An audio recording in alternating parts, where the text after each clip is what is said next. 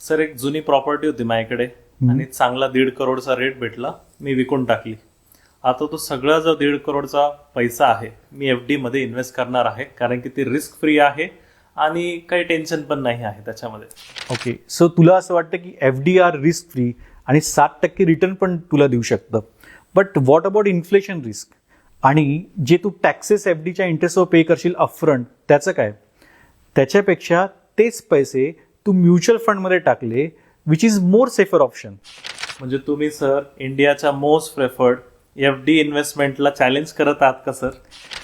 Mutual fund हे भारतामध्ये 50 वर्षापेक्षा जास्त आहेत आणि इंडियातले मेन 3 रेग्युलेटर्स त्याला ऑपरेट करतात. म्युच्युअल फंडमध्ये फ्रॉड्स हे खूप कमी प्रमाणावर झाले आहेत किंवा नाहीच झाले आहेत.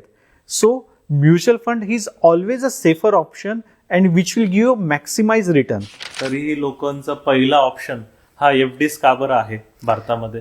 सो बेसिकली विक्रम, यामध्ये काय होतं की लोक ट्रेडिशनल इन्व्हेस्टमेंट पद्धतीने इन्व्हेस्ट करत आले आहेत. त्यांना तो काळानुसार बदलायला हवा.